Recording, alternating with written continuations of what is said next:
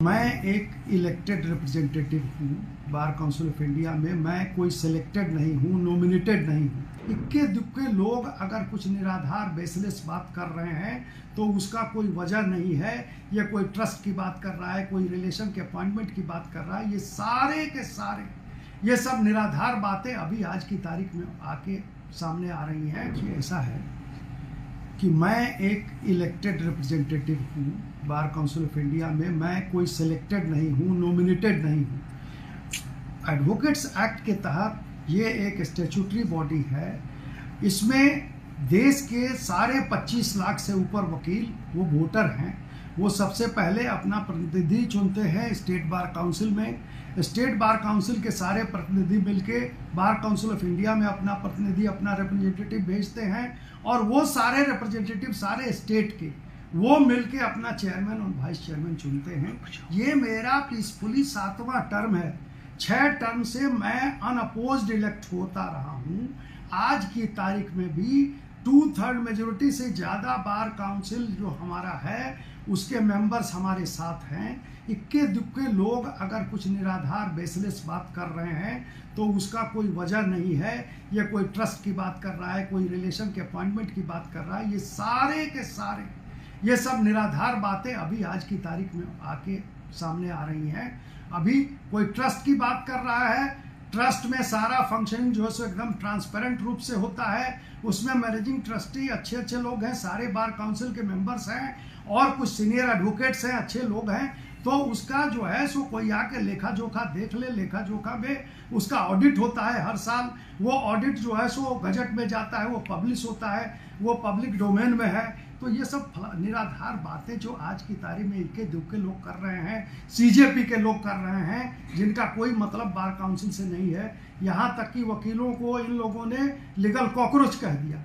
ये बहुत शर्म की बात है वकीलों के लिए, और वकील समाज ऐसे निराधार बातों को, फालतू बातों को कभी बर्दाश्त नहीं करेगा। रेड्डी साहब ने भी आप पर बहुत गंभीर आरोप लगाए हैं। उन्होंने कहा है कि आप मिसयूज कर रहे हैं फंड का और प्राइवेट उसमें डाइवर्ट किया आपने फंड। देखिए, ये रेड्डी साहब के लिए है कि वो साबित करें। रेड्डी साहब यहाँ पे एक समय था कि वो यहाँ के सदस्य थे, को चेयरमैन थे।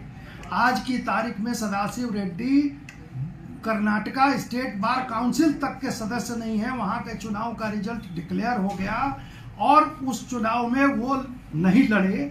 वो आज की तारीख में कर्नाटका स्टेट बार काउंसिल के भी सदस्य नहीं रहे। तो इसलिए अभी रेड्डी को कोई मुंह नहीं बनता है। लेकिन रेड्डी ने जो भी आरोप लगाया है वो पर्सनली पॉलिटिकली मोटिवेटेड आरोप है। वो दूसरे पार्टी से बिलोंग करते हैं, बीजेपी के विरोध में हैं, हमारे विरोध में शुरू से रहते थे। यहाँ भी जब तक मेंबर रहे तब तक उन्होंने मेरा विरोध किया जितना उनसे बन पड़ा। और आज की तारीख में बाहर होने के बाद भी बार काउंसिल से ये सब अनाप शनाप ये बकवास कर रहे हैं। तो पॉलिटिकली और बार काउंसिल के फोरम पे सदाशिव रेड्डी जैसे इक्के दुक्के और भी सदस्य अगर रहे हैं, लेकिन 2/3 से ज़्यादा मेजोरिटी हमारे पक्ष में है। आज भी हम लोगों ने फिजिकल मीटिंग अपनी की है और बहुत से बिजनेस ट्रांजैक्ट किए हैं। तो ये रेड्डी जो अनाप शनाप बयान दे रहे हैं कि कोई प्राइवेट अति हो गया, वो आके साबित करें। अगर वो साबित कर देंगे तो मैं बाहर हूँ। लेकिन ये सब अनाप शनाप बयान रेड्डी के लिए बहुत सीनियर वकील हैं, उनके मुंह से ऐसी बातें शोभा नहीं देती है। लेकिन पॉलिटिकली मोटिवेटेड होके अगर फालतू कुछ बोल रहे हैं तो उसमें मेरा क्या करना। कुछ लोग PIL भी डाल रहे हैं सुप्रीम कोर्ट में। PIL डालने के लिए देखिए, सुप्रीम कोर्ट तो ऐसा फोरम है जो सबके लिए खुला है। तो PIL डालें कानून के तहत। अगर वो समझ रहे हो कि एडवोकेट एक्ट्स के तहत अगर किसी एक्ट के प्रोविजन का कोई वायलेशन हुआ है, कोई गलत ढंग से अगर मैं कंटिन्यू कर रहा हूँ, एडवोकेट एक्ट में अगर मेरा टेन्योर कहीं फिक्स हो कि 7 टर्म 8 टर्म नहीं रह सकते हैं, तब बात दूसरी है। लेकिन अगर एडवोकेट एक्ट के तहत कई चीफ मिनिस्टर 36 बरस रह गए तो उनके लिए कोई नहीं। तो ये तो डेमोक्रेटिक बॉडी है, इलेक्शन की से आते हैं। यहाँ जितने दिन हमारे काउंसिल के सदस्य चाहेंगे उतना दिन मैं रहूँगा। ये लोगों को कुछ खुंदक लग गई कि अब मनन मिश्रा को ऐसे नहीं तो कोर्ट के फोरम से ही हटा दो। मुझे नहीं लगता है कि कोर्ट के फोरम का कोई अधिकार बनता है, चाहे कोर्ट का इसमें कोई जुरिडिक्शन है कि ऐसे PIL को फालतू PIL को इंटरटेन भी करे। मैं नहीं समझता हूँ कि इंटरटेन करेगा कोर्ट। यहाँ के फोरम से, अरे भाई किसी को लड़ना है चुनाव आइए, आके चुनाव स्टेट का लड़िए, फिर बीसीआई का लड़िए, फिर अध्यक्ष का लड़िए। ये 3-3 स्टेप पे लड़ाई होती है। मर्द की तरह आके लड़िए, आमने सामने आके लड़िए, मनन मिश्रा को डिफीट कर दीजिए। लेकिन वो नहीं हो रहा है। अब उससे हार गए, मैदान में नहीं जा सकते, वोटर के बीच में नहीं जा सकते, तो सोशल मीडिया की लड़ाई, पीआईएल की लड़ाई, इससे मनन मिश्रा नहीं हटने को है। मनन मिश्रा को जब तक देश का वोटर, देश का वकील जब तक चाहेगा कि वो अध्यक्ष रहें, तब तक मनन मिश्रा रहेगा। Thank you sir.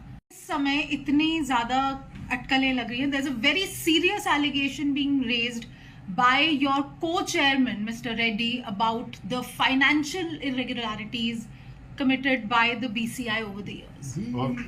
First of all, I must clarify, he is not a co-chairman of Bar Council of India. Rather, today he is not even a member of the State Bar Council. He has not contested the elections of Karnataka Bar Council, and the results of Karnataka Bar Council have already been declared. Therefore, he is no more even a member of the State Bar Council of Karnataka. Number two, you know, it's a democratic body. People are elected. There are groups, and there is a politics, internal politics also, party politics also. He belongs to another political party, and he supports normally the Congress people. Therefore, it's all political vendetta and political stunt out of which he has opened his mouth. He has been the member of the Bar Council of India for last about 8.5 years. But throughout 8.5 years, he has never opened his mouth. Now he is talking something about the trust of which he himself is a trustee. Therefore, all these bakwas, all these baseless allegations leveled by this Mr. Sadasiv Reddy has no meaning at all. He has no concern with Bar Council of India today. He is not a co-chairman. He is not even a member of the State Bar Council. And this is because of personal bias, political bias. Therefore, it should not be taken note of. Sir, do you see his statement as defamatory that is released against you? See, in a political scene and in a political circle, you know, many things defamatory or against you, you are to tolerate. Therefore, he has been a member of the Bar Council of India. He has been a colleague for last 8.5 years almost. Therefore, and in the times of trouble, I have helped him also. Once upon a time, he was removed by the Karnataka Bar Council. A no confidence motion was passed by Karnataka Bar Council, and it was placed before the Bar Council of India. But I was the man, I was the chairman who defended him. I said that no, in such a manner he should not be removed, and I defended him. But this is... So one more thing. Do you see his statement that would affect the integrity of BCI? Not at all. Not at all. Not at all. Nobody takes notice of it. Just now, only 15 minutes back, the Bar Council of India members, we have held our physical meeting. All the members are standing with solidarity with me, and the Bar Council of India is still a very strong institution. It will be a very strong institution in future also. Therefore, a man like Sadasiv Reddy or ABC